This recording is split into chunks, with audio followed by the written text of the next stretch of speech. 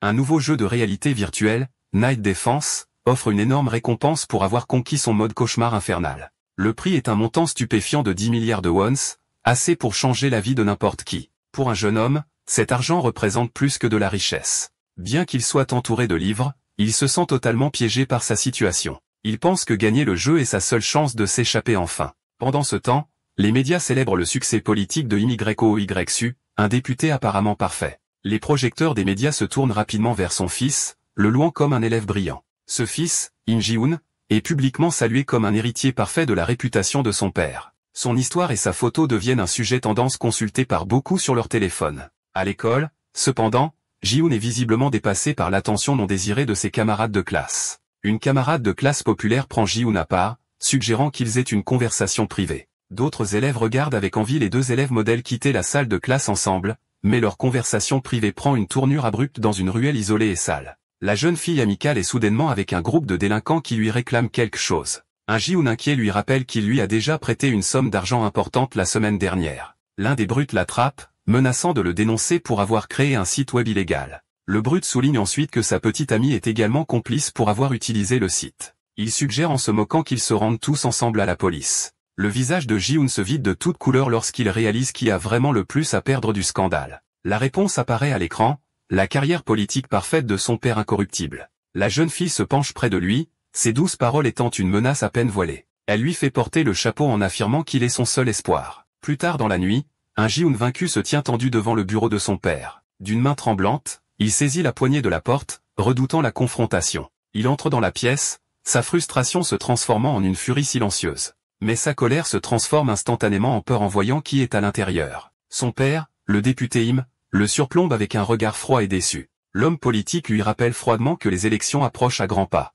Il avertit strictement son fils de ne rien faire qui puisse nuire à son honneur immaculé. Alors que Ji-hoon reste figé, son père l'agrippe par le col en lui demandant une réponse. La main de Ji-hoon se serre en un point, une démonstration silencieuse de défi. Il force un sourire éclatant, promettant à son père qu'il ne sera pas une déception. Le député ricane, se demandant s'il est même possible d'être plus déçu par son fils. Il dicte froidement que le seul but de Ji-hoon est de suivre ses ordres sans poser de questions. Une déclaration radicale apparaît. Cette existence contrôlée est désormais toute sa vie. Plus tard, Ji-hoon s'affale sur son bureau, écrasé par la pression écrasante. Son visage se tord de douleur alors qu'il crie silencieusement à son cruel destin. Soudain, un doux contact sur sa main le sort de son désespoir. Il recule sous le choc, complètement surpris par cette sensation inattendue. Le coupable est un petit chat, qui le regarde avec un miaulement innocent. Il s'adoucit, demandant au petit chat s'il s'inquiétait pour lui. Le chat bondit de façon ludique et, pendant un instant, son désespoir est remplacé par un rire alors qu'il se tortille. Tenant le petit schnappant, il est frappé par une vague de solitude, réalisant qu'il n'a aucun allié.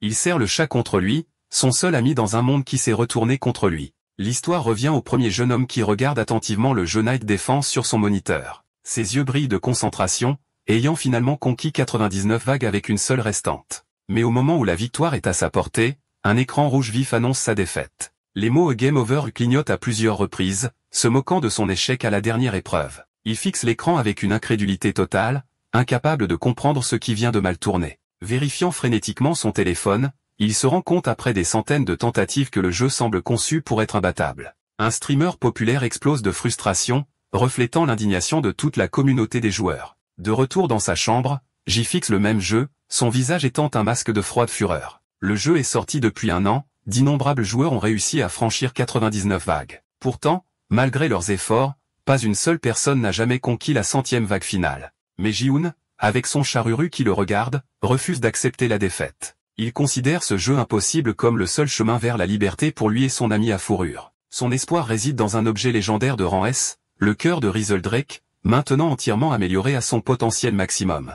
Même équipé de cet objet inégalable, la 100e vague restait un mur insurmontable. Entouré de collations de sa longue session de jeu, il est complètement déconcerté sur la façon de procéder. Soudain, la patte de son chat tapote de façon ludique l'écran, atterrissant directement sur l'objet légendaire. Les yeux de Ji-hoon s'écarquillent d'horreur lorsqu'il réalise ce que son chat est sur le point de faire. La patte de Ruru atterrit directement sur le bouton de démantèlement de son objet le plus précieux. Une vague de panique pure traverse son visage, mais il est déjà trop tard. L'écran confirme ses pires craintes. Son objet légendaire de rang S a été démantelé avec succès. Il pousse un cri de douleur silencieux, regardant son dur labeur disparaître à cause d'un chat curieux. Tous ses efforts sont réduits à un simple millier de fragments d'amélioration, rendant sa progression insignifiante. Écrasé, il réalise que cette erreur catastrophique signifie qu'il doit recommencer sa quête de liberté à partir de zéro. Il sombre dans le désespoir, se demandant s'il pourra un jour échapper à son destin, même avec une seconde chance. Mais au milieu des fragments, un objet totalement inattendu apparaît, l'âme de dragon légendaire. Son désespoir se transforme en confusion,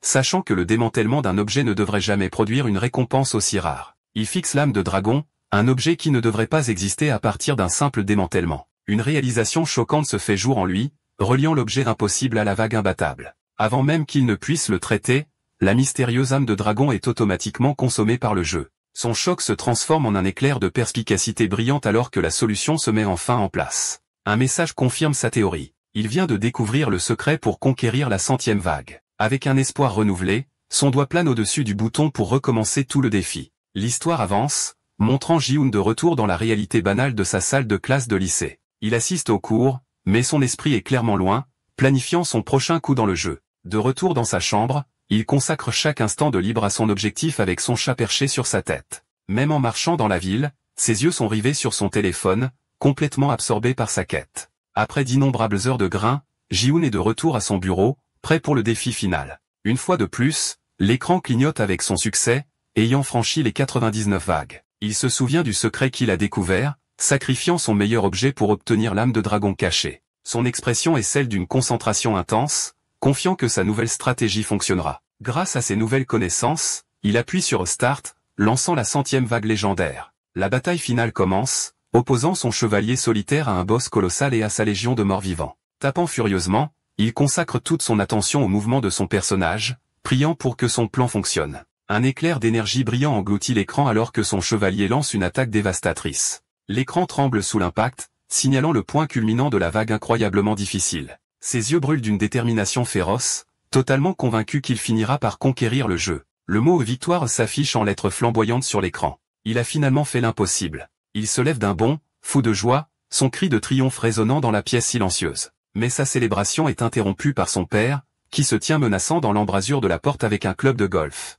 La joie de Ji-hoon disparaît instantanément lorsque son père révèle qu'il a reçu un appel des maîtres chanteurs. Le député explique qu'ils ont essayé de l'extorquer, en utilisant l'erreur de Ji-hoon comme levier. La voix de son père baisse, rappelant à son fils la seule règle, ne jamais ternir l'honneur de la famille. Terrifié, Ji-hoon recule, s'excusant désespérément alors que son père s'approche de lui. De l'extérieur, leur silhouette raconte une histoire sombre, le père levant son gourdin contre son fils apeuré. Avec une rapidité terrifiante, l'élu abat son gourdin dans un arc furieux et punitif. Le monde de Ji-hoon vole en éclats, son œil reflétant la terreur de l'impact brutal et impitoyable. Son téléphone brisé sur le bureau, un rappel brutal de sa faiblesse et de son incapacité à défier son père. Une larme coule de son œil alors qu'une prise de conscience choquante l'envahit, déclenchant une nouvelle forme de défi. Plus tard, il s'approche de son père, sa voix tremblant lorsqu'il s'enquiert de son chat disparu, Ruru. L'élu rejette froidement sa préoccupation, déclarant que Ji-hoon n'a plus besoin d'un tel animal. Ji-hoon serre les dents, contenant à peine la montée de rage face à l'insensibilité de son père.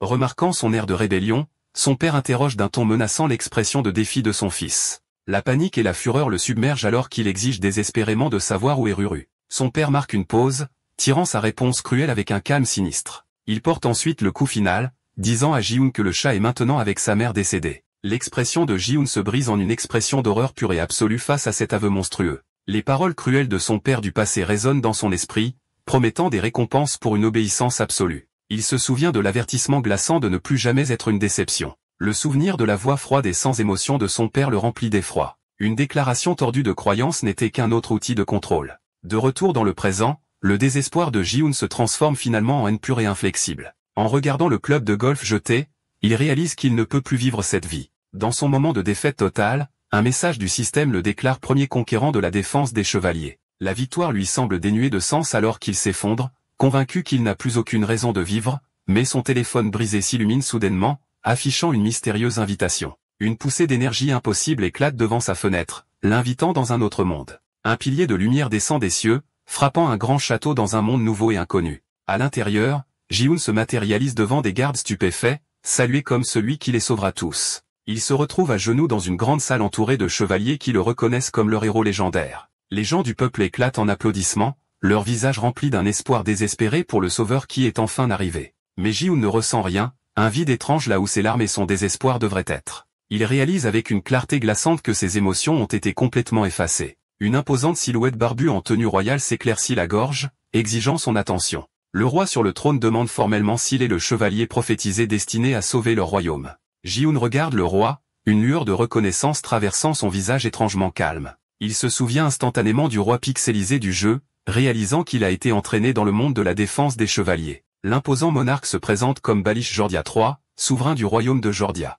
Il explique que son royaume est au bord de l'effondrement, assiégé par des monstres de tous les côtés. À ce moment précis, un messager fait irruption, confirmant la situation désastreuse avec une urgence paniquée. Ji-hoon analyse calmement le contexte du royaume et sa crise actuelle, son visage étant une page blanche. Le messager chuchote frénétiquement les dernières mauvaises nouvelles directement à l'oreille du roi. Il reconnaît toute cette scène en réalisant qu'il s'agit d'une reconstitution parfaite de la séquence d'ouverture du jeu. Le roi interrompt le briefing, déclarant la situation trop urgente pour de longues explications. Une fenêtre de type jeu se matérialise, lui offrant le titre de commandant de chevalier et lui demandant de choisir un camp. Incertain quant à savoir s'il s'agit de la réalité ou d'un rêve, il se prépare à faire sa seule et unique demande. Avec une lueur de son ancien moi, il nomme son prix pour sauver leur monde, 1 bon million de 1. Un montage de souvenirs avec Ruru traverse son esprit, un rappel brutal de ce qu'il a perdu. La cour chuchote avec incrédulité, s'interrogeant sur son étrange exigence et son apparence peu impressionnante. Le roi écarte la somme spécifique, promettant d'accorder n'importe quel souhait s'il accepte le rôle de protecteur.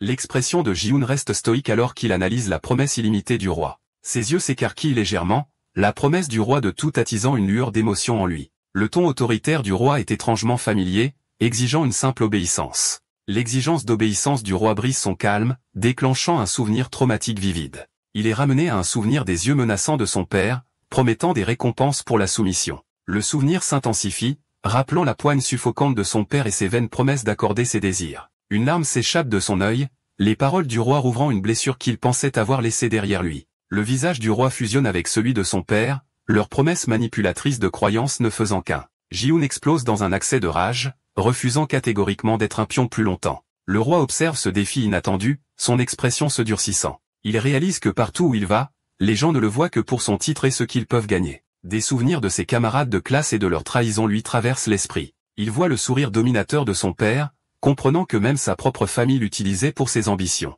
Il se demande si ce nouveau monde n'est qu'une autre cage, exigeant qu'il devienne un esclave d'un titre. Toute la cour allait sous le choc, complètement déconcertée par la soudaine explosion de leur prétendu sauveur. Il se moque de l'idée même de richesse et de célébrité, des choses qui ne lui ont jamais apporté que de la misère. Regardant le roi, il déclare intérieurement qu'il n'a pas besoin de récompenses aussi vides. Avec un regard de pur mépris, il les condamne tous et se prépare à rejeter leur offre. Son doigt appuie de manière décisive sur le bouton de refus, scellant le sort du royaume. Le roi et son conseiller ne peuvent que regarder avec incrédulité, incapables de comprendre le refus de leur sauveur. Alors que la fenêtre du système se brise, ses yeux reflètent la froide finalité de sa décision. Le récit du jeu se déplace, montrant le royaume envahi par des hordes de monstres. Sans son héros, les forces du royaume s'avèrent être tombées, échouant à leur mission. La salle du trône est en ruine, signalant la fin du royaume, mais une nouvelle possibilité émerge. Un message du système confirme son choix choquant. Il a officiellement rejeté la faction humaine. Immédiatement, un autre message apparaît, lui donnant le pouvoir inattendu de choisir un nouveau camp. Un itinéraire caché et déverrouillé, lui offrant la possibilité de rejoindre la faction des monstres et de démarrer un nouveau jeu. Il traite l'option d'itinéraire caché, comprenant ce que signifie réellement une faction de monstres. Il conclut que ce nouveau chemin n'est pas du tout une question de défense. L'objectif du jeu bascule entièrement. Il s'agit maintenant de mener une invasion. Le roi le regarde avec colère, lui rappelant que chaque choix a un prix élevé. Se tournant vers ses sujets, le roi exige toute leur attention avec un cri furieux. Le visage du monarque se tord de rage alors qu'il révoque officiellement le statut légendaire de Ji-hoon. Il déclare Ji-hoon ennemi de la couronne, un traître qui a mis en danger tout le royaume. Alors que le roi appelle ses chevaliers à l'action, l'attention de Ji-hoon reste concentrée sur la fenêtre rouge brillante qui lui offre un nouveau départ. Suivant l'ordre mortel du roi, une vague de chevaliers en armure descend sur lui avec une intention mortelle. Face à l'assaut, il résout tranquillement que son temps pour endurer est enfin terminé. Il reste impassible alors que les chevaliers royaux se rapprochent, leurs armes prêtes à frapper. Avec une lueur rouge menaçante dans les yeux, il affronte leur intention meurtrière de front. Il serre les dents, ayant enfin fini de retenir la rage qu'il a réprimée si longtemps. Une violente explosion d'énergie émane de lui, envoyant les chevaliers attaquants voler en désordre. Le roi ne peut que regarder avec un étonnement stupéfait alors que son autorité est si facilement brisée. Une fenêtre du système confirme que son choix est terminé, le transformant en une créature d'ombre et de flamme. De nouveaux pouvoirs inondent son être, lui accordant des capacités qui dépassent de loin celles de tout être humain. Le système révèle ensuite l'objectif ultime lié à sa nouvelle allégeance. Sa mission est simple et brutale, la destruction complète et totale de la faction humaine. Surplombant le royaume, il déclare que le temps de la défense est révolu. C'est maintenant son tour d'attaquer. Une fenêtre du système annonce que la première vague est sur le point de commencer, révélant sa nouvelle armée de monstres. Un compte à rebours de 10 minutes commence à décompter le moment où son invasion sera déclenchée. Le jeu expose ensuite l'objectif ultime de sa nouvelle allégeance à la faction des monstres. Avec un nouveau feu dans les yeux, il apprend que sa mission est la destruction complète du monde humain. Mais avec ce chemin sombre vient une récompense tout aussi irrésistible pour l'avoir mené à bien. Le prix est le pouvoir de ramener un seul objet de ce monde de jeu avec lui. Il se rend compte que cela signifie qu'il peut retourner dans son monde d'origine, mais pas les mains vides. Un souvenir de sa mère ramenant Ruru à la maison inonde son esprit, lui rappelant une époque plus heureuse. Une nouvelle et puissante résolution se forme, il comprend qu'il pourrait être capable de revenir en arrière et de tout réparer. Entouré de chevaliers, il a maintenant une raison de se battre, renforcé par l'espoir de changer son passé. Les chevaliers royaux reculent sous le choc, se demandant quelle est la source de l'énergie menaçante qui vient d'émaner de lui. De son trône, le roi a du mal à comprendre la puissance dont il vient d'être témoin, se demandant si le mot monstre est même le bon. Sa nouvelle forme est une silhouette terrifiante d'ombre et de flammes rayonnant une énergie totalement étrangère à ce monde. Il évalue calmement la situation, notant que même si le choix d'une faction est nouveau, les mécanismes de base du jeu peuvent toujours s'appliquer. Comme il l'avait prédit, une fenêtre de quête principale apparaît, lui donnant son premier objectif, écraser les défenses humaines. Malgré le nouvel objectif, il reconnaît la progression familière du jeu, son expression restant froide et calculée. Connaissant le déroulement du jeu, il anticipe la prochaine récompense, une invocation pour un puissant allié de rang S. Mais au lieu d'un chevalier, un mystérieux œuf sombre se matérialise devant lui, le prenant complètement au dépourvu. Une fenêtre système clarifie la situation. Son allégeance au monstre a modifié sa récompense de départ en un puissant œuf de monstre. Sans hésitation, il accepte l'offre, prêt à voir quel nouvel allié l'attend. Un flash de lumière brillant jaillit de l'œuf, projetant les chevaliers environnants au loin. De la fumée, une massive silhouette sombre commence à prendre forme, sa présence glaçant l'air. Les chevaliers royaux regardent avec une horreur absolue, réalisant qu'une entité puissante a été invoquée au milieu d'eux. Les yeux de Ji-Hoon s'écarquillent de reconnaissance, choqué que le jeu lui accorde un monstre aussi légendaire dès le début. Le système confirme ses soupçons. C'est le redoutable boss dragon de la 99e vague. Le légendaire dragon à sang-froid, Rizeldrak, se révèle dans toute sa gloire terrifiante. Il comprend qu'invoquer cette bête ici signifie l'anéantissement instantané de toute la faction humaine. Mais au lieu d'un dragon redoutable, une minuscule créature à ailes de chauve-souris jaillit de l'œuf avec un cri joyeux. Ji-Hoon regarde avec incrédulité, réalisant qu'il a invoqué Rizeldrak en tant que bébé de niveau 1. Le dragon nouvellement éclos le regarde avec de grands yeux innocents, complètement inconscient de son propre potentiel légendaire. Le minuscule dragon lèche sa main de manière ludique, un geste étonnamment doux pour une bête légendaire. Étonné, Ji-Hoon voit une étrange ressemblance avec son chat perdu, Ruru. Une fenêtre système apparaît, lui accordant la puissante capacité œil du Seigneur suprême. Il apprend rapidement que cette nouvelle compétence passive lui permet d'analyser n'importe quel monstre ou objet. Les chevaliers royaux reprennent courage, rejetant la minuscule créature comme une invocation pathétique. Le croyant sans défense, les chevaliers chargent en avant, prêts à l'abattre. La résolution de Ji-Hoon se durcit, décidant que peu importe si c'est un rêve ou la réalité. Ses yeux brillent d'une sinistre lumière violette alors qu'il désigne sa première cible. Il active sa nouvelle compétence, réalisant que son seul espoir réside dans la puissance de son minuscule compagnon. L'analyse révèle la première compétence du bébé dragon, un souffle de dragon de niveau 1, sa seule chance de survie. Avec un cri désespéré, Ji-Hoon ordonne à son minuscule compagnon d'attaquer. Les chevaliers royaux l'assaillent, leur capitaine levant une hallebarde pour le coup final. Il met toute sa foi dans sa seule compétence disponible, le légendaire souffle du dragon. Le bébé dragon rassemble une petite mais puissante boule d'énergie sombre dans sa bouche. La charge confiante d'un chevalier se transforme en terreur lorsqu'il est englouti par l'explosion soudaine. De son trône, l'œil du roi s'écarquille d'incrédulité devant la puissance inattendue. Un faisceau dévastateur d'énergie rouge jaillit, déchirant les chevaliers en armure avec facilité. L'explosion traverse le mur du château, poursuivant sa trajectoire destructrice vers la ville. Les citoyens terrifiés ne peuvent que regarder un énorme morceau du château tomber du ciel. Ji-Hoon se tient avec son compagnon dans le trou béant, observant le chaos qu'il vient de déclencher. Ji-Hoon regarde avec des yeux écarquillés, commençant tout juste à prendre conscience de la puissance qu'il commande maintenant. Le conseiller du roi recule, horrifié que le mur du palais ait été brisé avec une seule attaque. Les courtisans terrifiés le qualifient de démon, incapable de comprendre la créature qu'il vient d'invoquer. Un sourire sinistre traverse son visage lorsqu'il réalise que conquérir ce monde pourrait être plus facile qu'il ne l'imaginait. Le système lui rappelle le prix ultime, rentrer chez lui avec l'objet de son choix. Il considère les innombrables objets légendaires de ce monde, confiant de pouvoir en trouver un pour réparer son passé. En repensant à sa vie misérable, il décide qu'il n'y a aucune raison de se précipiter pour le moment. Avec son minuscule dragon grognant sur son épaule, il décide de se concentrer uniquement sur la mission à accomplir. Le roi enragé crie de son trône, s'adressant à celui qui était censé être leur sauveur. Le visage déformé par la fureur,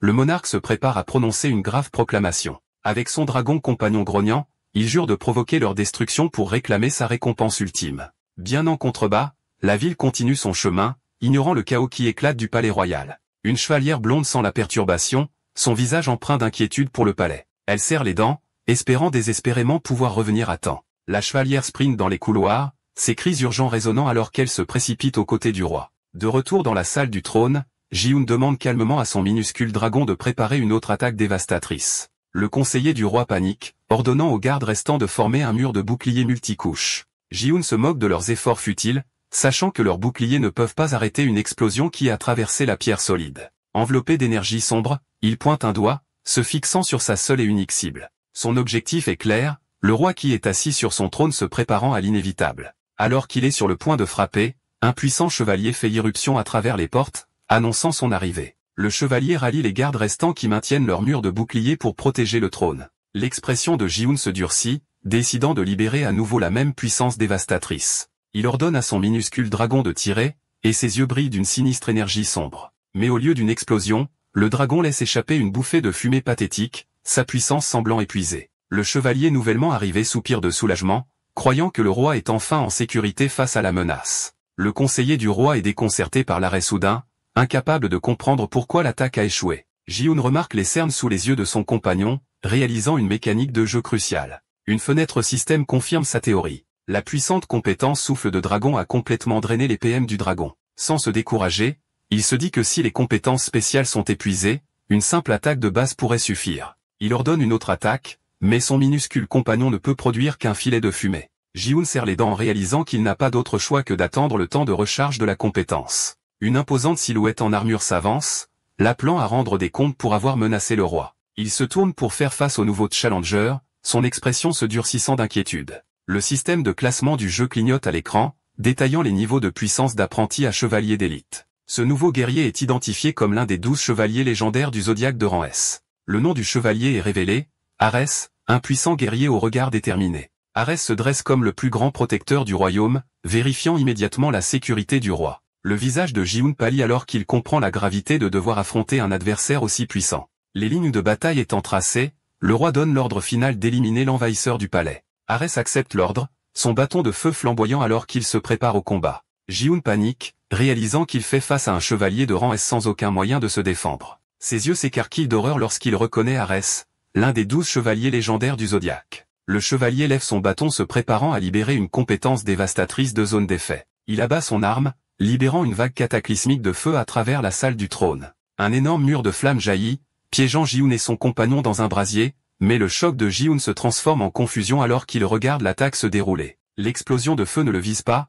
mais s'échappe du château causant encore plus de destruction. Les chevaliers royaux sont pris dans l'incendie, leurs propres corps engloutis par le tirami. Ils crient de confusion, réalisant que l'attaque de leur plus grand protecteur est complètement aveugle. Ji-hoon est assis, stupéfait, au milieu de l'incendie alors que les chevaliers survivants crient d'agonie. Il réalise que la compétence du mur de flamme est une attaque en ligne droite visant directement le lanceur et la cible. Sachant qu'il était la cible principale, il a à peine réussi à plonger hors du chemin enflammé. Il regarde les gardes tomber, comprenant que leur protecteur n'a aucun respect pour ses propres alliés. Ji-hoon serre les dents, dégoûté par cette démonstration de force irréfléchie du chevalier. Arès se moque de son agilité, peu impressionné qu'il ait réussi à éviter l'attaque. Les yeux du chevalier du zodiaque brillent d'une menace, promettant que sa prochaine attaque sera un coup direct. Mais Ji-hoon sait que la compétence la plus puissante du chevalier est maintenant en temps de recharge, lui offrant une brève ouverture. Une lueur d'espoir s'éteint rapidement lorsqu'il réalise qu'il est toujours complètement surpassé. Arès bondit en avant, l'épée en feu, l'avertissant que lutter ne fera qu'aggraver l'inévitable. Désespéré de trouver une issue, Ji-hoon cherche frénétiquement une solution. Il refuse d'accepter la défaite après être allé si loin, tenant tête au chevalier qui charge. Soudain, une fenêtre système lui offre une bouée de sauvetage, une récompense de quête principale non réclamée. Il réalise que c'est une boîte d'objets aléatoires, une dernière chance de renverser la situation. Sans hésiter, il accepte désespérément la récompense inattendue. Il frappe du poing sur le bouton accepter, réclamant son prix avec une force explosive. Un coffre mystérieux se matérialise devant lui, amenant le chevalier attaquant à le confondre avec un sort d'invocation. Une brillante lumière dorée jaillit du coffre, ses yeux s'écarquillant de surprise. De la lumière émerge une épée ornée colossale, sa puissance rayonnant du coffre ouvert. Il active immédiatement sa compétence œil du suzerain pour analyser l'arme légendaire. L'analyse révèle le nom de l'arme, porte en fer, une épée de rang S destinée à semer le chaos. Il n'en croit pas sa chance, se demandant s'il vient vraiment de recevoir un objet de classe S. Ji-hoon est stupéfait, réalisant qu'il a tiré une arme de rang S dès sa première boîte aléatoire. Il comprend qu'une arme avec autant de puissance n'a qu'un seul but terrifiant. L'épée s'écrase au sol, confirmant que sa mission est l'anéantissement total de la faction humaine. Mais l'arme légendaire fissure soudainement le sol, libérant une énergie instable. Sa confiance se transforme en panique alors qu'il réalise que l'épée est dangereusement instable. Le sol sous lui entre en éruption dans une explosion massive et incontrôlée. Ji-hoon est projeté en arrière, complètement pris au dépourvu par la trahison de l'arme. Il dégringole du château, sa victoire se transformant instantanément en une chute terrifiante. Il bouillonne, se demandant quel genre de palais de mauvaise qualité ne peut même pas supporter le poids d'une seule épée. Sa frustration se transforme en panique, réalisant qu'il a des ennuis avant même d'avoir fait quoi que ce soit. Alors qu'il plonge du ciel, il refuse d'accepter une fin aussi anticlimatique. Il se couvre instinctivement la tête, se préparant à un impact fatal avec le sol en contrebas. Mais sa chute s'arrête brusquement, le laissant planer dans les airs complètement déconcerté. En regardant vers le bas, il voit qu'il a été sauvé quelques instants avant de s'écraser dans une fontaine de la cour. La source de son sauvetage est révélée, les minuscules ailes de chauve-souris de son compagnon. Son bébé dragon a du mal à le maintenir en l'air, prouvant enfin sa lignée légendaire. En bas, les citoyens de la capitale ne peuvent que pointer du doigt et regarder l'homme volant. Après un atterrissage brutal, il grimace, ennuyé d'être lâché en plein milieu du territoire ennemi. Il réalise que cette rencontre chaotique lui a donné des informations cruciales. Il comprend maintenant l'énorme fossé de puissance entre lui et le royaume entier. Sachant que d'autres chevaliers de rang S apparaîtront, il conclut qu'il doit développer sa propre force. Pour l'instant, sa priorité absolue est une retraite stratégique de la capitale. De retour dans la salle du trône, Arès tremble de honte, son honneur de chevalier d'élite brisé par cet échec. Il bouillonne de dégoût de soi, se traitant de pathétique imbécile indigne de la faveur du roi. Un courtisan essaie d'attirer son attention alors que le chevalier du zodiaque sombre dans le désespoir à cause de son incompétence. Le chevalier finit par se réveiller, ses yeux s'écarquillant en entendant le roi l'appeler. Arès se précipite vers le trône, se prosternant et implorant d'être puni pour avoir laissé l'ennemi s'échapper. Le roi le fait taire calmement, puis rappelle de manière inquiétante à Arès que le soleil se couche, faisant allusion à une signification cachée. Le roi explique qu'à la tombée de la nuit, les monstres ne font que devenir plus forts. Il confie à Arès le commandement de la guerre, lui ordonnant de se rendre au mur pour protéger le royaume. L'expression du monarque est sombre, comprenant la gravité de la bataille à venir. Pendant ce temps, Ji-hoon et son compagnon s'échappent, en silhouette contre le soleil couchant. Il se souvient de la difficulté notoire du jeu original, en particulier de sa première vague déséquilibrée.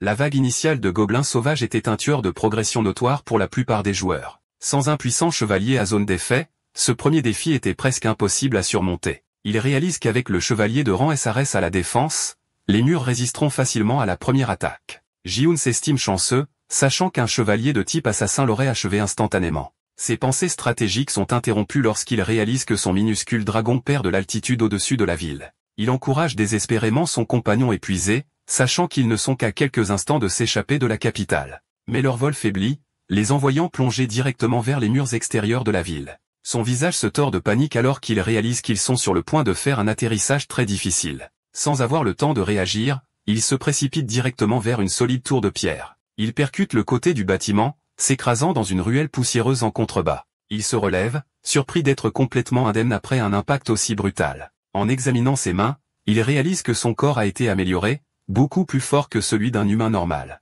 Alors qu'il enfile une paire de bottes abandonnées, une voix venue de l'ombre remet en question son identité. Ses yeux s'écarquillent d'incrédulité, choqué de trouver une autre présence puissante ici. Une formidable chevalière blonde apparaît, se révélant être encore une autre protectrice de rang S du royaume. Le système identifie le nouveau challenger comme étant Lib, une sainte chevalière de rang S. Ji-hoon se souvient quel était le secret pour conquérir la 100e vague imbattable. Dans le jeu, elle était une chevalière de rang S négligée, considérée comme inutile pour la défense et reléguée à l'agriculture. Il se souvient que la sacrifier était le seul moyen d'obtenir l'âme du dragon et de remporter la victoire. De retour dans le présent, la formidable chevalière dégaine son épée, exigeant qu'il révèle son identité. Mais Ji-hoon était le seul à avoir jamais compris son véritable potentiel caché. Il s'adresse calmement à elle par son nom, surprenant la chevalière qui ne l'a jamais rencontrée auparavant. Il se souvient des innombrables échecs qu'il a fallu pour enfin comprendre sa véritable valeur. Elle remet en question ses paroles énigmatiques, ignorant qu'elle était autrefois la pierre angulaire de toute sa stratégie. Mais son allégeance ayant changé, il considère maintenant son ancienne clé de la victoire comme un simple obstacle à détruire. Ses yeux se plissent de détermination. Elle décide qu'il doit être éliminé immédiatement. Ailleurs, sous un ciel qui s'assombrit, la première vague de l'invasion commence à s'agiter. Un gobelin vicieux aux yeux rouges brillants grogne, menant la charge contre le royaume. Sur les murs du château, des soldats terrifiés aperçoivent la horde qui approche, leur visage pâle de peur. Un essaim massif de gobelins s'écrase contre les défenses extérieures, commençant leur assaut. Les archers du royaume ripostent, faisant pleuvoir des flèches sur le champ de bataille chaotique en contrebas. Des défenseurs désespérés lancent des pierres pour empêcher les monstres d'escalader les énormes murs de pierre. L'ampleur de l'invasion est révélée alors que les fortifications de la ville sont complètement envahies. Un soldat paniqué s'interroge sur ses chances de survie, appelant désespérément son commandant. Son camarade le rassure avec un espoir renouvelé, annonçant que le seigneur légendaire Arès est en route. Dans une ruelle en ruine, la sainte chevalière libre confronte Ji-hoon, exigeant de connaître son identité. Ses yeux se plissent de suspicion, l'avertissant que son silence aura des conséquences. Ji-hoon sait qu'il ne peut pas la vaincre, reconnaissant qu'aucun chevalier de rang S n'est son égal au corps à corps. Il serre le poing, décidant qu'une retraite stratégique est sa seule option pour le moment. Il joue l'innocent, prétendant n'être qu'un simple citoyen qui s'est perdu. Mais son minuscule compagnon dragon apparaît avec un rugissement féroce, détruisant complètement sa couverture. L'expression de Lib se durcit alors qu'elle reconnaît instantanément la créature comme un monstre. Ji-hoon panique, réalisant que son compagnon est apparu au pire moment possible. La suspicion de la chevalière se transforme en certitude, le croyant maintenant complice de l'ennemi. Il sait qu'il ne peut pas gagner un combat direct, réalisant qu'elle le frapperait avant même qu'il puisse tenter de s'envoler. Il se cache rapidement derrière la chevalière, affirmant comprendre la situation, mais elle remet en question son étrange comportement. Lib s'avance, jurant de protéger l'innocent citoyen de la minuscule créature, interprétant complètement mal la scène. Le bébé dragon penche la tête, affichant une expression innocente et désarmante. Les yeux de la sainte chevalière se plissent, son expression restant sévère et concentrée malgré l'apparence de la créature. Son compagnon redouble de charme, essayant de paraître aussi inoffensif que possible avec un regard pétillant. Le minuscule dragon pousse un rugissement doux faisant trembler la chevalière tandis que Ji-hoon analyse sa personnalité étonnamment douce. Soudain, une explosion massive jaillit de la muraille extérieure de la ville, signalant un tournant majeur dans la bataille. La chevalière à l'aide de choc face au chaos distant, donnant à Ji-hoon l'occasion idéale de s'échapper. De retour sur le mur, l'attaque imprudente d'Ar envoie ses propres soldats voler, suscitant des cris d'indignation. Lib se retourne et trouve la ruelle vide, réalisant avec confusion que sa charge a disparu. Un soldat se précipite à ses côtés, soulagé d'avoir enfin trouvé la sainte chevalière. Son expression se durcit lorsqu'elle réalise que la porte principale est à l'origine de l'agitation. Un puissant impact secoue la porte principale, qui gémit sous l'immense pression de l'extérieur. Les soldats qui défendent la porte regardent avec horreur, complètement déconcertés par la force de l'attaque. Des fissures se répandent sur le bois, signe évident que la porte ne tiendra pas longtemps. Arrivé sur le mur, Lib ordonne aux soldats de se préparer au combat rapproché alors qu'il crie son nom avec un espoir renouvelé. En bas, une vague implacable de gobelins s'écrase contre les fortifications, accueillis par une pluie de flèches. Un massif bruit de gobelins se cabre, se préparant à porter le coup final qui brisera la porte avec son gourdin à pointe. La sainte chevalière et ses troupes ne peuvent qu'observer alors que la porte commence finalement à céder. Ses soldats serrent leurs épées fermement. Leurs visages pâlissent de peur alors qu'ils attendent l'assaut à venir. Avec un dernier coup de tonnerre, le gourdin à pointe du gobelin brise la porte principale. Lib lève son épée brillante, ordonnant à ses soldats de tenir bon contre la marée montante. Le brute gobelin rugit de victoire en menant la charge à travers les restes brisés de la porte. Mais juste au moment où la horde déferle, une vague massive d'énergie trace un chemin à travers le rang. Depuis les murs au-dessus, le chevalier du Zodiaque inspecte la bataille, agacé que son intervention ait même été nécessaire. Lib regarde avec incrédulité, choqué de voir que le commandant imprudent s'est enfin manifesté. Le visage d'Ar se tord de rage, furieux que ses soldats aient permis la brèche de la porte. Il condamne intérieurement ses troupes, les qualifiant tous d'idiots inutiles. Sans avertissement, il déclenche sa compétence dévastatrice de mur de flammes directement sur la place de la ville. Les gobelins envahisseurs sont instantanément engloutis dans un brasier furieux, leur avance est stoppée net. Le chevalier du Zodiaque sourit avec suffisance, se délectant du chaos ardent qu'il a déchaîné sur le champ de bataille. À une distance sûre, Ji-hoon observe le cours de la bataille changer, son expression illisible. Il se souvient de ses victoires passées, confiant dans ses connaissances en tant que seul joueur à avoir jamais franchi 100 vagues. Mais maintenant, son objectif est inversé. Il doit mener à la destruction de la faction humaine dans ce même laps de temps. Son minuscule compagnon dragon le regarde, ses yeux innocents ignorant leur nouvelle mission brutale. Caressant la petite créature, il réalise que gagner ce jeu pourrait être la clé pour réécrire sa propre histoire tragique. Alors qu'une seule goutte de pluie tombe, le minuscule dragon lève les yeux, sentant le changement d'atmosphère. Ji-hoon serre son compagnon contre lui, faisant le vœu silencieux de mener leur mission à bien jusqu'au bout. Il se promet que la prochaine fois qu'il reviendra dans cette ville, les choses seront très différentes. Pendant ce temps, les soldats humains célèbrent leur victoire,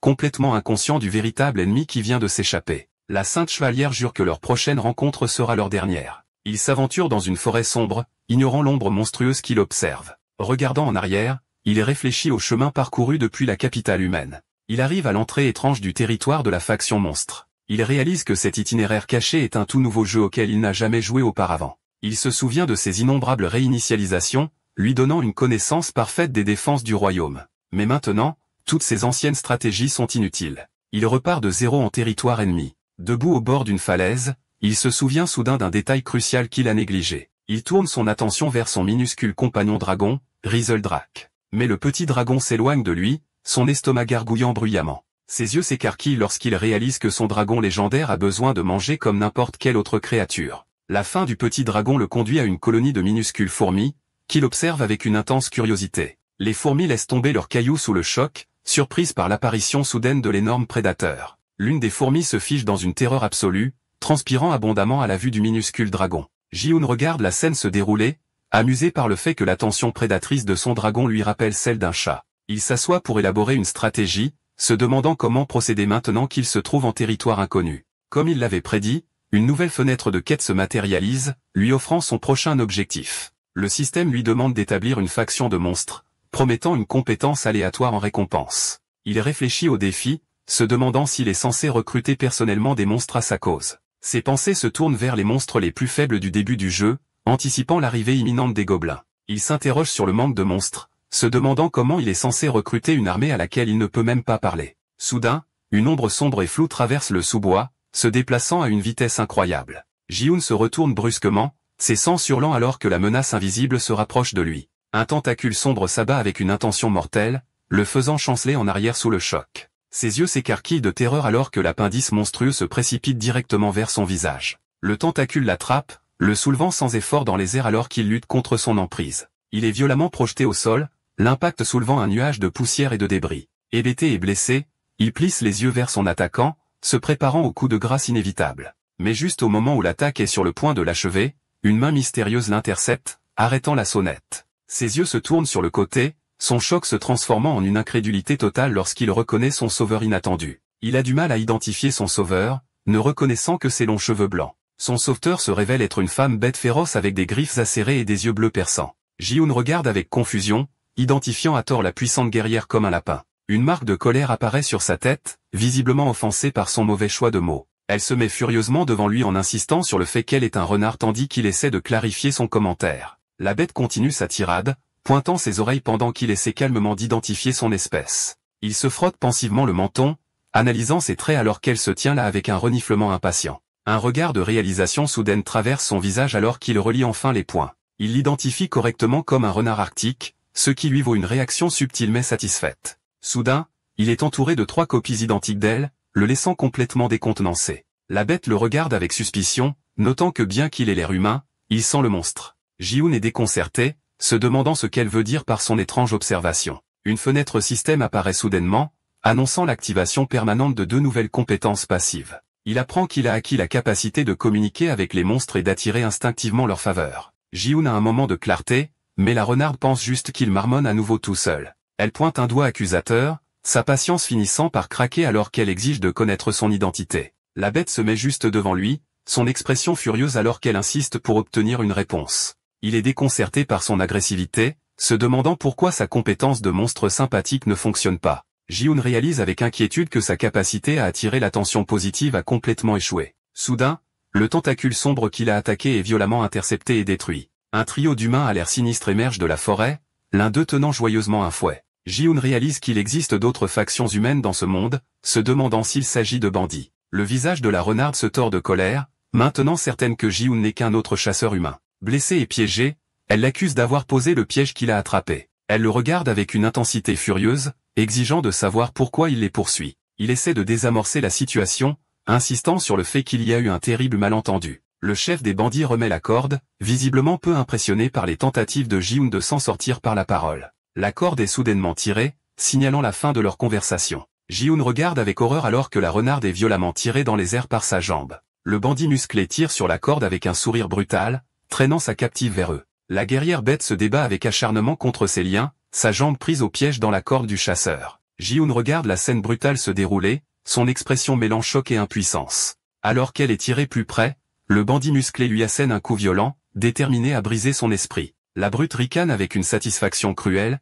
croyant sa captive complètement soumise. Ses yeux se plissent de malice, révélant la pure cruauté de ces chasseurs humains. Mais la fille renarde lui lance un regard de pur défi, son esprit combatif étant loin d'être éteint. Dans un éclair de mouvement, elle déclenche un puissant contre-coup de pied, prenant son ravisseur complètement au dépourvu. L'expression suffisante du bandit vole en éclats, remplacée par un pur choc lorsque le coup atteint son visage. Utilisant la corde à son avantage, elle fait un salto dans les airs et écrase son talon avec une force dévastatrice. Alors qu'un bandit chancelle sous le choc, leur chef calme observe simplement le cours inattendu des événements. Ji-hoon regarde avec incrédulité la guerrière bête terrasser son énorme ravisseur avec un seul coup de pied puissant. Le bandit restant bouillonne de rage, dominant la fille renarde à terre et son camarade inconscient. Il la condamne avec fureur pour avoir osé frapper un humain, sa voix remplie d'indignation. Le chasseur enragé passe à la force pour la maîtriser, exigeant qu'elle cesse de résister. Alors que Ji-hoon observe la scène brutale, il ressent un malaise croissant face aux actions du chasseur. Clouée au sol, la fille renarde lance un regard de défi,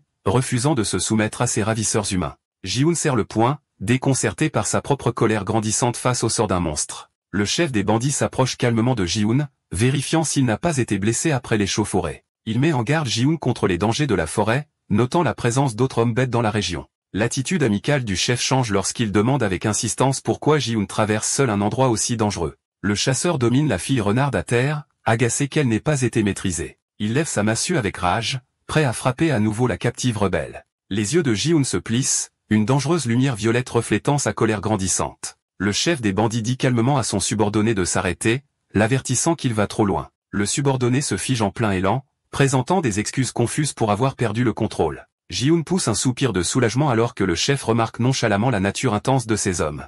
Mais l'expression du chef devient sinistre, remettant soudainement en question la capacité de Ji-hoon à parler au monstre. En un éclair, il sort un couteau sur Ji-hoon, son attitude amicale disparaissant complètement. Le chef explique qu'une personne dotée de ces capacités uniques aurait grandement facilité leur chasse. Un couteau taché de sang s'écrase au sol, signalant la fin violente de leur conversation. Ji-hoon serre sa poitrine en signe d'agonie, exigeant de savoir ce que le chasseur voulait dire. La fille renarde se retourne avec surprise, observant la trahison soudaine se dérouler. Il serre les dents alors qu'une sensation de brûlure se répand dans son corps, réalisant qu'il a été empoisonné. Le chef des bandits explique calmement qu'il a évité les points vitaux, laissant Ji-hoon souffrir. Alors qu'il crache du sang, le chef l'informe que le poison sera mortel dans seulement 12 heures. Le chasseur révèle l'antidote, l'offrant en échange d'une traduction de leur captive. L'une des brutes saisit brutalement la fille renarde, la forçant à coopérer. Le chef révèle leur véritable objectif, trouver l'emplacement du foyer des hommes bêtes. La fille renarde lance un regard de défi furieux, confirmant qu'il recherche le repère des renards. Ji-hoon réalise avec une horreur naissante qu'il est victime d'un chantage pour trahir les monstres qu'il est censé diriger.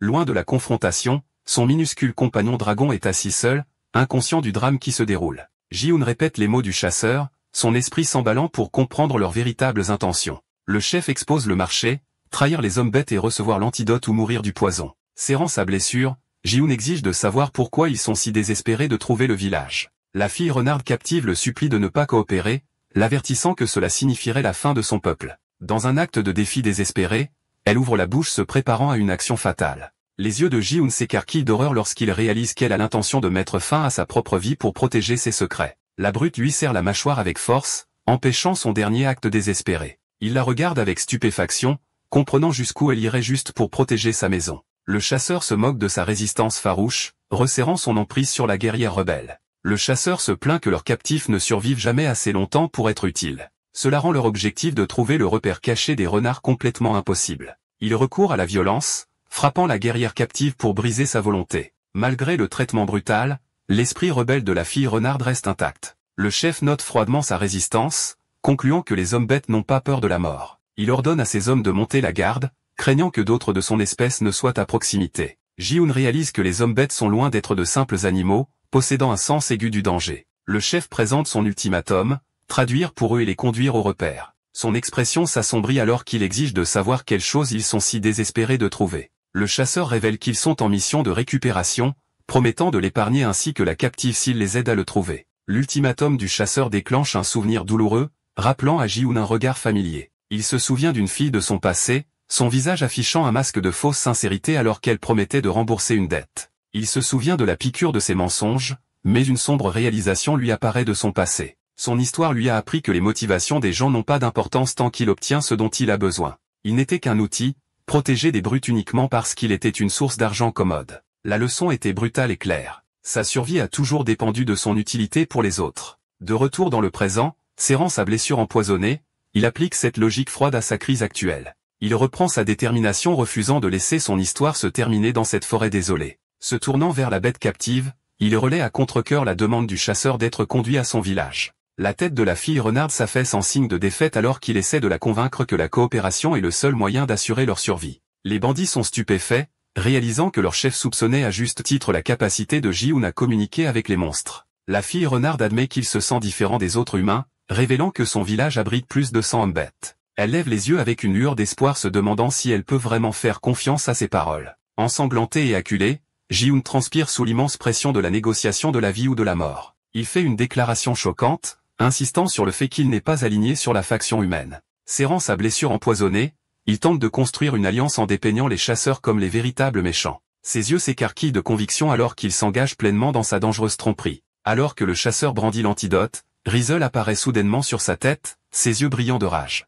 Le minuscule dragon lâche un rugissement furieux, son énergie s'embrasant alors que le chasseur surpris exige de savoir pourquoi la traduction s'est arrêtée. Ji-hoon est complètement désemparé, pris au dépourvu par la manifestation de protection inopportune de son compagnon. L'œil du minuscule dragon devient un vide de pure rage, crépitant d'une énergie rouge destructrice. Le chef des chasseurs remarque le changement soudain d'attitude de la créature alors que Ji-hoon panique. Son subordonné pointe du doigt avec terreur, repérant enfin le monstre menaçant flottant dans les airs. Rizel rassemble des forces, sa mâchoire tremblant alors qu'il se prépare à lancer une attaque dévastatrice. La fille renarde captive crie un avertissement, exhortant le chasseur à esquiver l'explosion imminente. Mais Ji-hoon sait qu'il est déjà trop tard, son expression étant sombre alors que la scène se déroule. Le dragon lâche son attaque de souffle, un rayon d'énergie terrifiant qui fait supplier le chasseur pour sa vie. Les dernières pensées du bandit sont une prière silencieuse et désespérée de miséricorde. Un laser rouge brûlant jaillit du minuscule dragon, frappant le chasseur avec une précision chirurgicale. Au lendemain de la bataille, le chef des bandits a complètement disparu,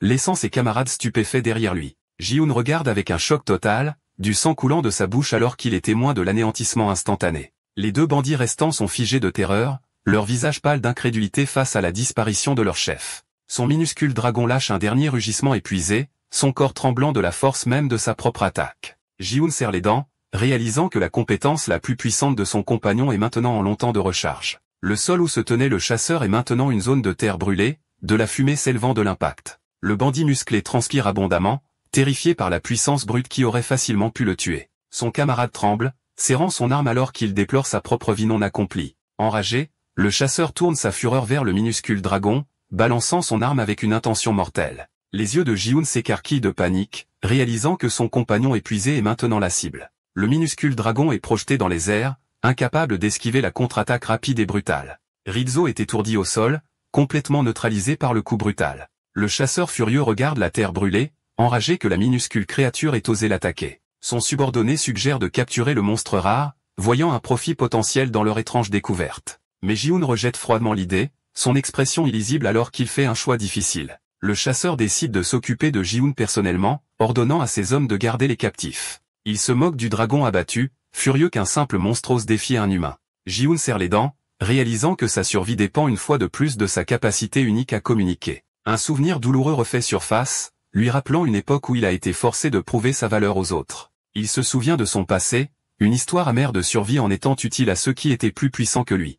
Cette sombre réalisation vole sa détermination, clarifiant le chemin qu'il doit maintenant emprunter. Un souvenir douloureux traverse son esprit, une époque où il était jugé complètement inutile. Il se souvient de s'être tenu à un carrefour, sachant que le chemin à venir était semé d'embûches. De retour dans le présent, il serre son poing ensanglanté, déterminé à ne plus jamais regretter la perte de quelque chose d'important. Le chasseur enragé abat sa massue de toutes ses forces, visant à achever le minuscule dragon. La renarde captive regarde avec incrédulité Ji-hoon se déplacer soudainement pour intercepter l'attaque. Avec un regard froid, il décide que le chasseur est celui qui a survécu à son utilité. Dans ce moment critique, une fenêtre système annonce l'activation permanente d'une nouvelle compétence passive. Il acquiert la capacité physique de monstre, lui accordant une force bien au-delà de celle d'un humain. Les yeux du chasseur s'écarquillent d'incrédulité alors que son puissant coup est stoppé net dans son élan. Ji-hoon attrape sans effort la massue d'une main, l'impact brisant le sol alors que l'antidote tombe. La renarde regarde avec incrédulité, la bouche bée devant l'impossible démonstration de force.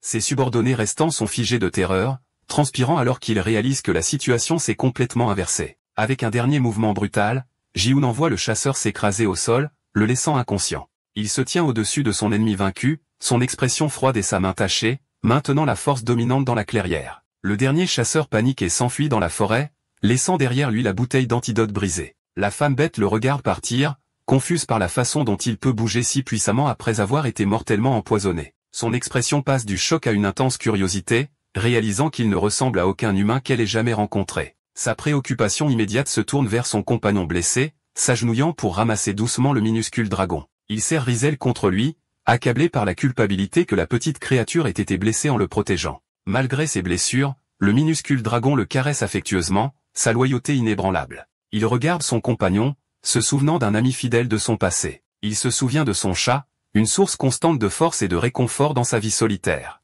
Il se souvient que le chat était son seul compagnon pendant des années de jeu isolé. Le minuscule dragon lève les yeux, et il jure de protéger son nouvel ami. Avec un sourire déterminé, il promet de garder la petite créature en sécurité, quel qu'en soit le prix. Son moment de réflexion est brisé par le cri enragé du chasseur restant. Le chasseur le menace de représailles de leur chef, ignorant qu'il a déjà été traité. L'expression de Ji-hoon devient froide, complètement impassible face aux menaces vides. La bravade du chasseur s'effondre en peur, réalisant que l'homme devant lui n'est pas un adversaire ordinaire. Terrifié, le dernier chasseur attrape la renarde et s'enfuit dans les bois, laissant une dernière menace creuse. Le minuscule dragon pousse un rugissement de défi, refusant de reculer. Pagi trébuche, le poison submergeant finalement son corps amélioré. Il s'effondre au sol alors que la renarde regarde dans un silence stupéfait. Son expression se transforme en une profonde inquiétude, réalisant la gravité de son état. Son minuscule compagnon dragon essaie frénétiquement de le réveiller, son inquiétude se multipliant à chaque instant qui passe. Alors que sa vision s'estompe, Ji-hoon se demande si c'est vraiment la fin de son voyage. Son compagnon regarde avec terreur, craignant ce qui arrivera si son maître ne survit pas. Son esprit revient à un souvenir douloureux de s'être assis près du lit d'hôpital de sa mère. Un profond ressentiment brûlant remplit ses pensées alors qu'il se souvient de la cause de sa souffrance passée. Il se souvient de son jeune moi, serrant le poing avec une colère impuissante face au destin de sa famille. Il se souvient du souvenir amer de quelqu'un qui n'est pas apparu quand il était le plus nécessaire. Ses yeux s'ouvrent, l'obscurité de son passé laissant place à une faible lumière. Il se retrouve dans une étrange grotte éclairée au torché complètement désorienté. La renarde soutient son corps faible, se demandant pourquoi il risquerait sa vie pour elle. Elle le porte à travers la caverne sombre, déterminée à le mettre en sécurité. Ils arrivent dans un village caché où son retour avec un humain provoque une agitation immédiate. Une foule de femmes bêtes se rassemble, leurs longues oreilles frémissant de curiosité à la vue de l'étranger. Les villageois chuchotent entre eux, notant que bien qu'il ait l'air humain, ils ressentent une attraction inexplicable envers lui. Allongé dans une cabane, il est surveillé par des villageois curieux qui se demandent quand l'homme maintenant guéri se réveillera. Il est en fait éveillé depuis tout ce temps,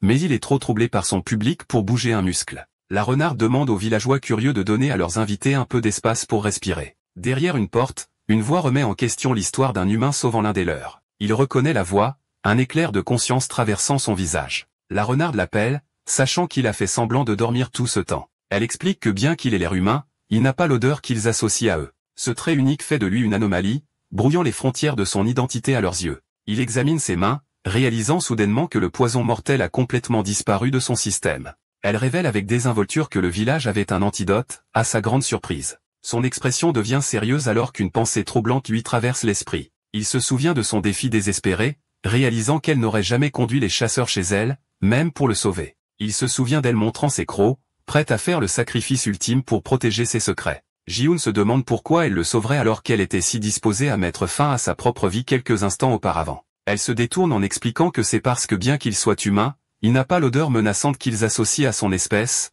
ce qui fait de lui une anomalie. Son expression s'adoucit alors qu'elle admet qu'il y avait une autre raison plus importante à ses actions. Elle repense au moment où elle l'a vu bercer son compagnon blessé avec un soin véritable. C'est sa compassion désintéressée pour une autre créature qui l'a vraiment convaincu de l'aider. Il se frotte le menton, théorisant que sa compétence passive de monstre sympathique prend enfin effet. La renarde perd soudainement patience, agacée par ses marmonnements constants après qu'elle se soit donné la peine de le sauver. À proximité, son minuscule dragon pousse un petit rugissement, maintenant complètement rétabli et se reposant parmi des gemmes colorées. Il offre sa sincère gratitude, un simple geste qui a un poids immense. L'œil du minuscule dragon s'écarquille, réagissant à l'état émotionnel de son maître. Alors qu'il s'incline profondément, la renarde insiste sur le fait que ses excuses formelles ne sont pas nécessaires. Elle s'éclaircit la gorge, troublée, et suggère qu'il considère que tout est quitte puisqu'il l'a sauvé aussi. Il remarque le son du cri de son compagnon, une soudaine réalisation lui venant à l'esprit. Le minuscule dragon saute en l'air avec un cri joyeux volant droit vers lui. Il rit alors que la créature affectueuse le caresse tandis que la renarde s'interroge sur son nom. Elle décide qu'il est temps de faire les présentations appropriées, suggérant que le destin les a réunis. Mais avant qu'elle ne puisse révéler son nom, un messager fait irruption, les convoquant pour rencontrer le chef du village. La scène se déplace vers les imposantes falaises au-dessus, laissant entrevoir l'emplacement de leur prochaine rencontre. Il regarde autour de lui avec admiration, réalisant qu'il a été amené dans le village caché du peuple bête. Elle explique que leur village, Warren, est un sanctuaire pour tous les femmes bêtes qui ont perdu leur foyer. Pendant qu'il marche, un villageois inquiet s'enquiert de sa blessure, notant son humeur sombre. Une femme bête massive ressemblant à un taureau la gronde pour s'être aventurée seule dans la forêt dangereuse. Le guerrier taureau les regarde partir, son expression remplie d'une inquiétude non exprimée. Ji-hoon remarque à quel point tout le village semble se soucier de son bien-être. Il souligne son attitude sombre, et elle accepte à contre-cœur qu'il a raison. Sa patience finit par céder, et elle crie pour attirer toute son attention. Elle exige furieusement de connaître son nom, fatiguée de leurs interactions informelles et anonymes. La fille renarde croise les bras, agacée de ne toujours pas connaître le nom de l'homme qu'elle a sauvé. Pris au dépourvu par sa demande, il finit par se présenter comme Ji-hoon. Il ajoute maladroitement son nom complet, Kim Ji-hoon, se demandant si cela sonne étrange dans ce monde. En retour, elle révèle son nom incroyablement long, le laissant complètement déconcerté. Elle précise que son nom est Rhea, alors qu'une petite créature ressemblant à un lapin vérifie son bien-être. Rhea confirme joyeusement que sa jambe est guérie, tandis que Ji-hoon remarque intérieurement son nom inhabituel. Il réalise que toute son humeur s'est améliorée, concluant qu'elle était juste impatiente d'une présentation appropriée. Ji-hoon lève les yeux pensivement, traitant le tour étrange des événements chez sa nouvelle alliée. Debout devant le village, il relie cet endroit à sa quête principale d'unir la faction des monstres. Rhea lui fait signe avec impatience, lui rappelant qu'ils doivent encore voir le chef du village. Il est complètement déconcerté, se demandant pourquoi elle a insisté pour connaître son nom juste pour l'ignorer. Ji-hoon suit à contre-cœur Rhea, son esprit toujours sur sa quête pour unir la faction des monstres. Le chef du village, un homme bête lapin âgé, déclare soudainement qu'il confie tout le village à Ji-hoon.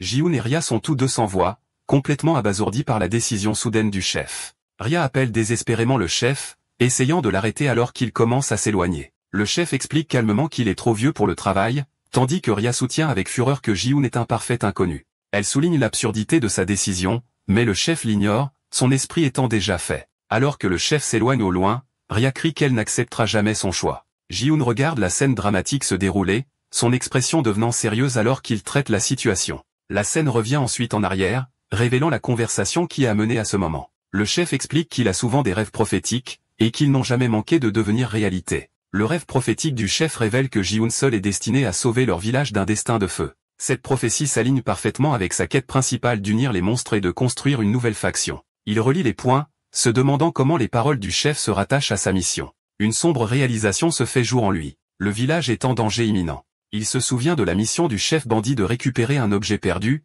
un détail qui semble maintenant d'une importance cruciale. Une sueur froide coule sur son visage alors que les pièces du puzzle commencent à s'emboîter. Revenant au présent, il appelle Rhea d'urgence, essayant d'attirer son attention. Il pose une question cruciale, craignant que les chasseurs ne l'aient suivi jusqu'à leur sanctuaire. Rhea explique avec confiance que leur village, Warren, est resté caché et inconnu jusqu'à présent. Elle commence à expliquer le secret de la dissimulation parfaite de leur village. Elle explique que leur village est protégé par une chaîne de montagnes escarpées et un vaste océan, ce qui le rend naturellement inaccessible. Rhea révèle qu'il n'y a qu'une seule entrée secrète à leur sanctuaire sans escalader les pics perfides. La seule façon d'entrer est par un réseau caché de tunnels creusés profondément dans la terre par l'homme bête lapin. Ce labyrinthe souterrain est si complexe qu'il est presque impossible pour les étrangers de trouver le bon chemin vers Warren. Ji-hoon confirme qu'il n'a vu aucun signe de poursuite, mais le soulagement de Rhea est éclipsé par un doute persistant. Un profond sentiment de malaise l'envahit alors qu'il jette un coup d'œil à sa jambe encore bandée. Ses yeux s'écarquillent d'horreur lorsqu'il aperçoit une traînée de sang fraîche menant dans le système de grotte. Ailleurs, le chasseur survivant sourit, ayant réussi à suivre la traînée de sang jusqu'à l'entrée cachée. Il émerge des tunnels, ses yeux se posant sur le village des hommes bêtes sans méfiance en contrebas. Un air sinistre traverse son visage alors qu'il confirme qu'il a enfin localisé leur sanctuaire caché, mais un profond sentiment de malaise l'envahit alors qu'il jette un coup d'œil à sa jambe encore bandée. Ses yeux s'écarquillent d'horreur lorsqu'il aperçoit une traînée de sang fraîche menant dans le système de grotte. Ailleurs, le chasseur survivant sourit, ayant réussi à suivre la traînée de sang jusqu'à l'entrée cachée. Les villageois crient d'alarme, apercevant l'intrus humain qui vient d'émerger des tunnels. La panique se répand dans le village alors qu'ils réalisent qu'un humain a réussi à infiltrer leur sanctuaire caché, Warren. Le chasseur capturé est allongé sur le sol, confus par les cris furieux des hommes bêtes qui l'entourent. Ji-hoon confronte calmement le chasseur, déduisant qu'il a suivi la traînée de sang de la blessure de Rya. Rya regarde sous le choc, réalisant avec culpabilité qu'elle a été suivie tout le temps sans s'en apercevoir. Le guerrier ressemblant à un taureau essaie de la réconforter, insistant sur le fait qu'elle n'est pas à blâmer pour l'intrusion. Il rassure les villageois qu'avec le chasseur capturé, ils n'ont qu'à effacer la traînée pour sécuriser à nouveau leur maison. Les villageois essaient de réconforter une Rya bouleversée, lui assurant que l'intrusion n'est pas de sa faute. Mais l'expression de Ji-hoon s'assombrit lorsqu'il réalise un détail essentiel. 2 des chasseurs sont toujours portés disparus. Le chasseur capturé commence à rire, les raillant avec la promesse que tout leur village brûlera. Il révèle avec joie qu'il fait partie d'une équipe si tristement célèbre que même le royaume les craint, dirigé par un chef nommé Screaming Owl. La menace du chasseur s'intensifie, affirmant que leur chef est déjà en route avec une armée de plus de 200 hommes. Le visage de Ji-hoon se durcit alors qu'il traite le nom et l'ampleur du danger imminent. Pendant ce temps, au fond des grottes, le chasseur musclé aide son camarade inconscient à se retirer. Le chasseur abattu commence à se réveiller, son esprit rempli de pensées de son chef. Il se lève avec rage, exigeant que son subordonné le venge de l'humiliation antérieure. Soudain, une nouvelle silhouette imposante apparaît devant eux, sa silhouette cornue projetant une ombre menaçante. Le chasseur meurtri se porte volontaire avec empressement pour conduire son chef directement à l'entrée nouvellement découverte. L'imposant chef bandit, hurlant de toutes ses forces, félicite calmement son subordonné pour le travail bien fait. Un sourire sinistre s'étale sur le visage du chef alors qu'il confirme qu'il se dirige maintenant vers la tanière. Le chasseur sourit avec une cruelle satisfaction, prêt à guider l'invasion imminente. De retour au village, le chasseur capturé révèle que son infiltration n'était qu'une partie d'un plan beaucoup plus vaste. Ailleurs, les 2 chasseurs échappés fuient, l'un essayant de convaincre son camarade blessé de se retirer. Le chasseur blessé refuse de s'arrêter, son visage meurtri affichant une détermination sombre à terminer le travail. À l'entrée du village, Rya monte la garde sur le Ji-hoon inconscient, sentant le tournant de la situation. Le chasseur capturé rit de façon maniaque, déclarant que tous les habitants du village sont maintenant condamnés. Rya regarde avec confusion, complètement déconcerté par la menace confiante et inquiétante du chasseur. Rya appelle Ji-hoon, son visage rempli d'alarme alors qu'il se tient avec une sombre résolution. Il déclare sombrement l'évidence. Les bandits connaissent leur emplacement et arriveront d'une minute à l'autre. Tout le poids de ces mots frappe Rya, son expression se transformant en une terreur pure. L'esprit de Ji-hoon s'emballe, réalisant qu'il reconnaît le nom hurlant de tout quelque part. Sa mémoire revient au jeu de défense du chevalier, où les joueurs combattaient des vagues de monstres pour monter de niveau. Il se souvient que le simple fait de monter de niveau ne suffisait jamais à survivre à l'assaut sans fin du jeu. Le jeu avait un système secondaire pour surmonter cela, impliquant une fonctionnalité appelée aventurier. Les joueurs formaient des groupes de chevaliers pour les envoyer en mission, effaçant les étapes pour obtenir des récompenses spéciales. L'achèvement de ces étapes accordait des objets et des ressources uniques comme le poignard d'un bandit. Il se souvient de la carte du monde du jeu, qui contenait 100 étapes allant des forêts de gobelins à la forteresse du boss final. Il se souvient de son temps passé à jouer au jeu, se souvenant d'un détail spécifique sur la partie finale de l'étape indice. La carte du jeu identifiait la base du bandit comme la cachette de Screaming Owl, un village caché derrière une colline rocheuse. Bien qu'il ait sauté la majeure partie de l'histoire, il se souvient de la description d'un gang brutal dirigé par le bandit notoire. Une réalisation effrayante le frappe. De tout le temps qu'il a passé à jouer, il n'a jamais rencontré d'étape nommée Warren. Il se souvient de l'histoire du jeu, qui prédisait la destruction complète et totale du village des hommes bêtes. La prophétie de son jeu était claire. Tout ce sanctuaire est destiné à être anéanti. De retour dans le présent, le chasseur capturé sourit, décidant de semer le chaos avec une offre tentante. Il supplie l'homme bête de le libérer, promettant que son chef épargnera tous ceux qui l'aideront à s'échapper. Ji-hoon regarde sombrement, sachant que même sans comprendre les mots, le plaidoyer désespéré du chasseur sème les graines de la peur. La promesse de survie du chasseur commence à empoisonner les cœurs et les esprits des villageois terrifiés. L'homme bête lapin sent le malaise grandissant, leur peur palpable alors qu'il regarde la scène se dérouler. Rya est submergé par la culpabilité, croyant que son erreur a condamné tout son village. Ji-hoon réalise que si rien ne change, les hommes bêtes sont voués à être complètement anéantis. Le chasseur continue de les railler, révélant le plan des bandits de s'emparer de Warren pour eux-mêmes. Une sombre détermination se pose sur le visage de Ji-hoon alors qu'il refuse de laisser ce sombre avenir se réaliser. Les railleries du chasseur continuent, essayant de briser l'esprit du villageois tandis que Ji-hoon s'approche de lui. Ji-hoon surplombe le captif, déclarant que Warren deviendra plutôt le cœur de sa nouvelle faction de monstres. Il serre le poing, sa décision est prise et sa ligne de conduite est établie. Il ne se contente pas de sauver le village, il le revendique comme le bastion de sa propre faction. D'un seul geste décisif, il réduit au silence les menaces du chasseur pour de bon.